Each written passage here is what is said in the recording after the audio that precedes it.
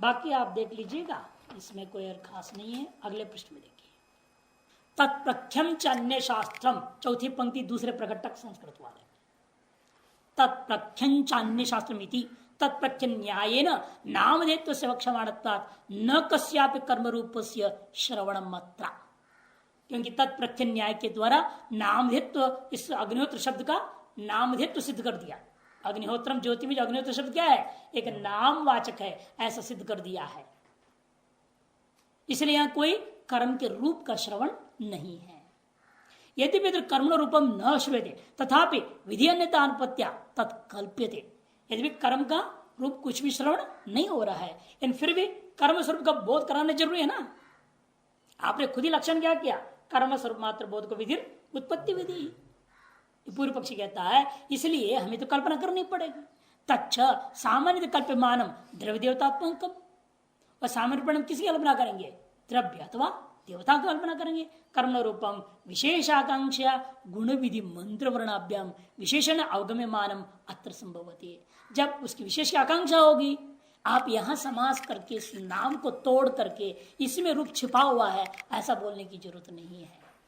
क्योंकि विशेष की आकांक्षा होने पर गुण विधि से हमको मिलेगा द्रव्य, और मंत्र वर्ण से हमको मिलेगा देवता।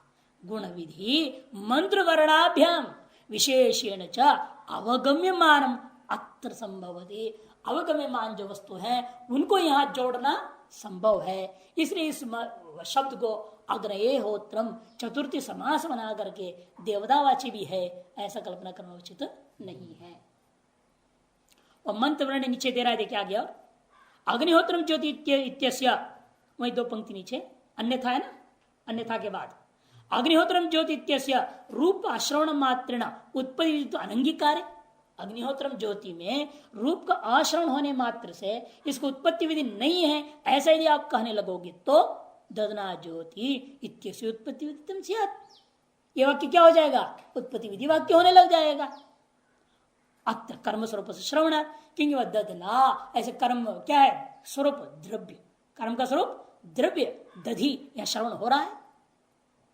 तो दधना ज्योति इत्यस्य अग्निहोत्र कर्मोत्पत्ति विधित्वे वाक्यांतर से अनर्थकत्वम अनिष्टम आपायति, तब अग्निहोत्रम ज्योति ये जो वाक्यांतर था वो व्यर्थ ही हो जाएगा। तब कहेगा भाई दधना ज्योति को उत्पत्ति विधि नहीं बोल रहा हूं।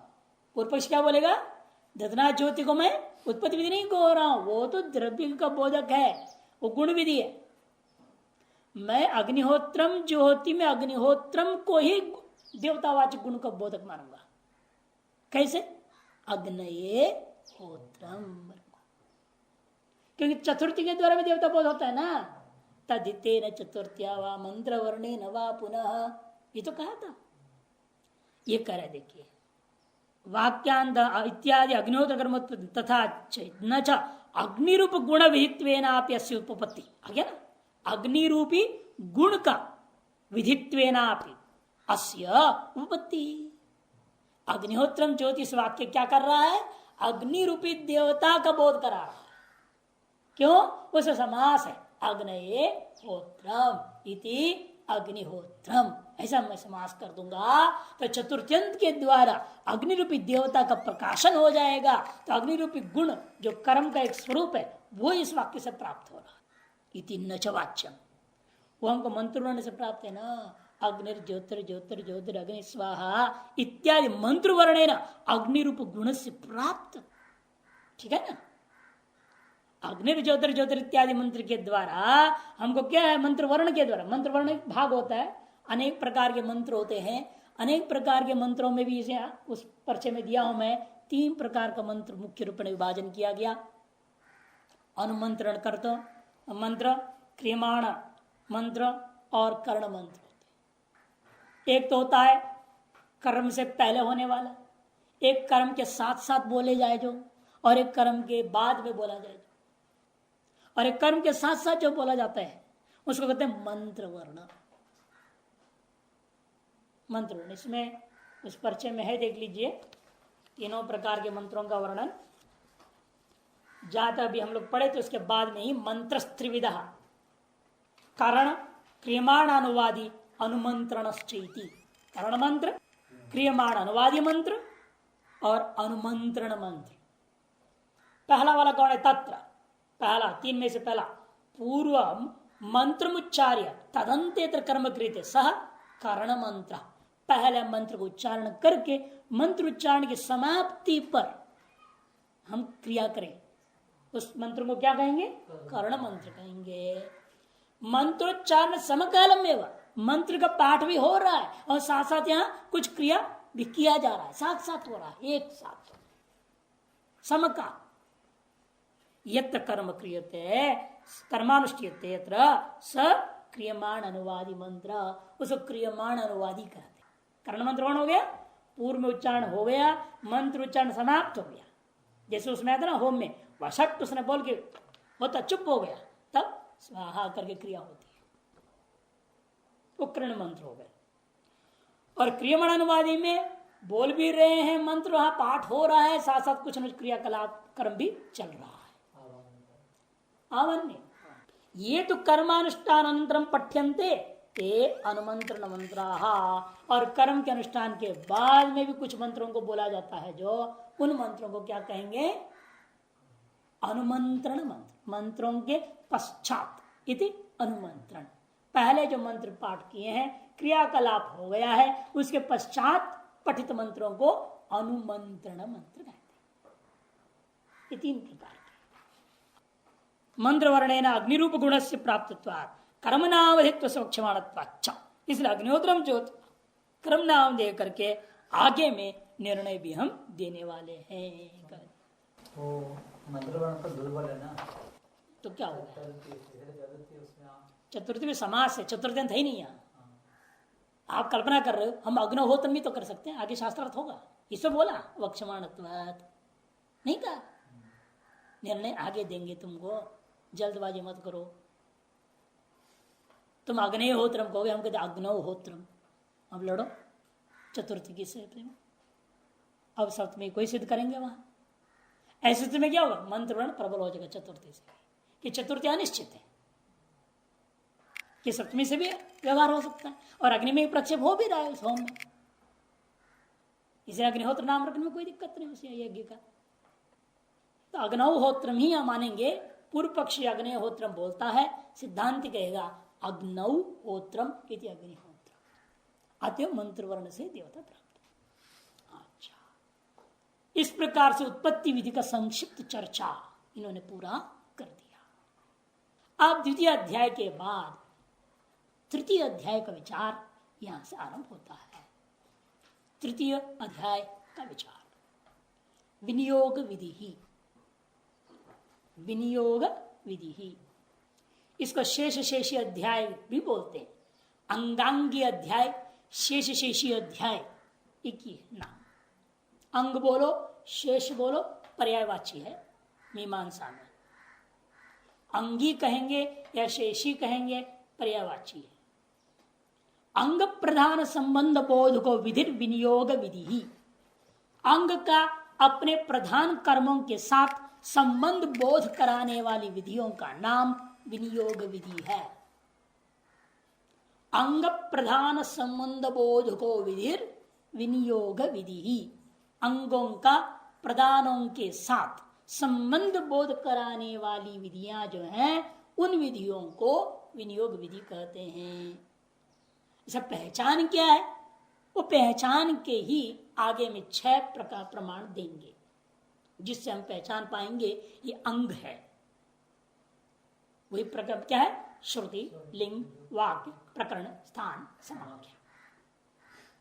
यथा, यहीं पर लेकिन एक छोटा दृष्टांत दिखा देंगे, बाद में विस्तार रूप में जाएंगे। यथा ददना ज्योति, जो प्रकरण चल रहा है बारंबार अग्निहोत्र का, इसलिए उसी का दृष्टांत दे रहे हैं। अंग है ददना ज्योति। सही तृतीया प्रतिपन्नांग भावस्य ददनो होम संबंधम विधत्ते। ददना होमम भावेद इति। ददना ज्योति वाक्य, स माने सविधि ही, वो जो विधि वाक्य है वो कर क्या रहा है यहां पर? तृतीय।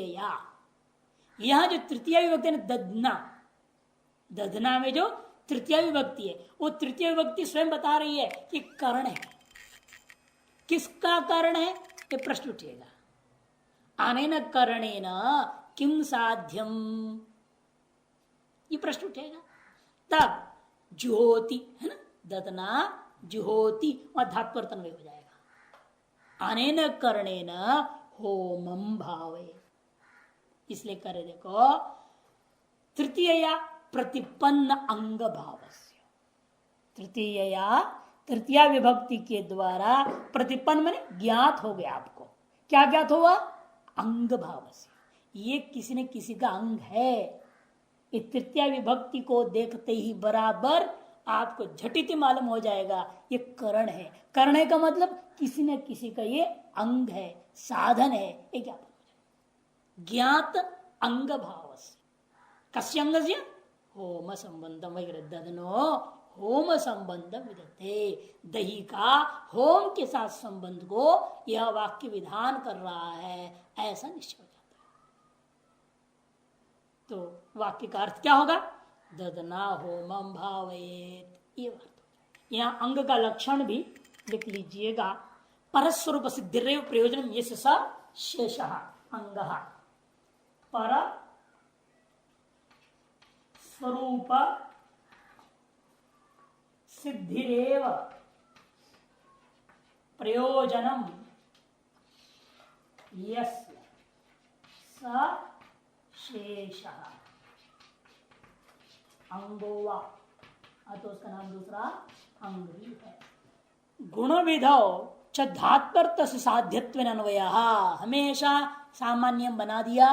गुण विधियों में जो धात्वर्थ होता है वो क्या हो जाएगा? साध्यत्व अन्वय हो जाएगा। गुण विधौ धात्वर्थ, ज्योति में धातु कौन है? हु धातु है। हु धातु का रूप क्या बनेगा? होमम। यजेत में कौन धातु था? यज, उसका अर्थ क्या बनता है? यागम। ये तो था ना, इसे आपने पहले कहा था वहां पर, यागेन होमम भावेत, स्वर यागेन इष्टम भावेत। तो गुण विधौ च धात्वर्थ साध्यत्व, गुण विधियों में हमेशा धात्वर्थ को साध्य रूप में अन्वय किया जाता है, क्वचित, लेकिन कहीं कहीं पर आश्रित्वेनापि, आश्रित्व ने भी अन्वय करना पड़ जाता है। कहां आश्रित्व अन्वय किया जाएगा? आश्रय किसको कहेंगे पहले यह समझना है। तो आश्रय का लक्षण पहले लिख लीजिएगा। ये तो सीधा सारा समझ में आ गया ना, ये तो सीधा सीधा है। परस्वरूप, पर मने कौन? यहां वर्तमान में जैसा होम, होम है, याग है, दान है, इत्यादि क्रिया, इनके स्वरूप का सिद्धि ही प्रयोजन है जिसका। ऐसा वस्तु कौन है? दधी। दही क्या काम कर रहा है? होम के स्वरूप को सिद्धि कर रहा है। होम के स्वरूप सिद्धि करना ही है प्रयोजन जिसका। ऐसा वस्तु कौन हो गया? दही। इस दही को हम क्या कहेंगे? शेष अथवा अंग। और होम क्या हो गया? प्रधान। अंग का प्रधान के साथ संबंध बोध कराया विधि। कौन विधि? ददना ज्योति। इसे ददना ज्योति को हम क्या कहेंगे?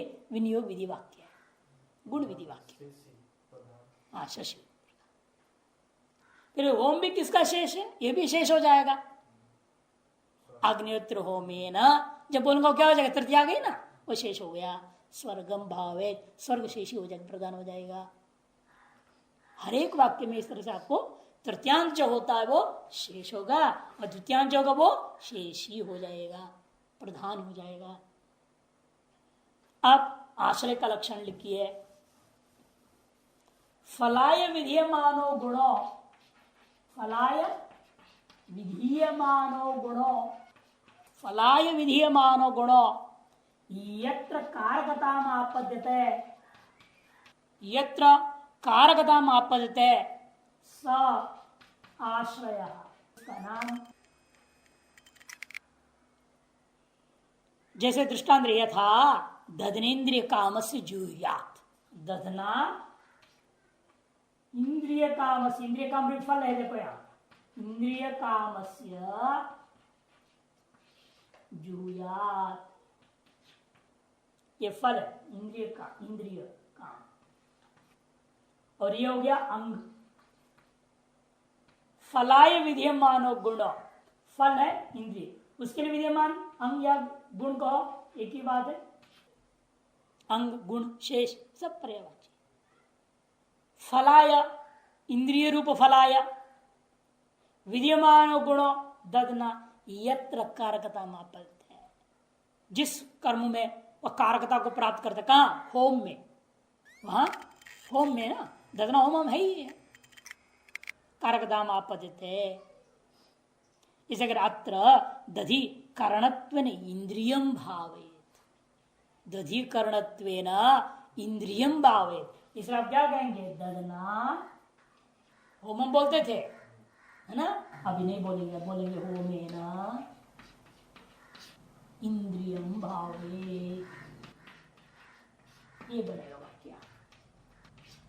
दधि कर्णक होम के द्वारा, दधि कर्णक होम के द्वारा इंद्र की भावना करें, हाँ साध्य हो जाएगा। पहले क्या था, ददना होम, कि होम भी प्राप्त था पहले अग्निहोत्रम ज्योति से, यह स्वतंत्र फल के लिए विधान कर दिया है, दृष्ट फल के लिए, और इसको हम अग्निहोत्र में भी जोड़ सकते हैं, ये दृष्ट फल हो जाएगा, और अग्निहोत्र में दही प्रयोग हो गया, उसके द्वारा अदृष्ट फल स्वर्ग में मिल जाएगा। दृष्टा दृष्ट तक आया था ना, कृतर्थ पुरुषार्थ दोनों के लिए हो गया, इंद्रिय रूपी पुरुषार्थ के लिए हो गया, और अग्निहोत्र रूपी कृतवर्थ के लिए भी दही का प्रयोग हो जाएगा।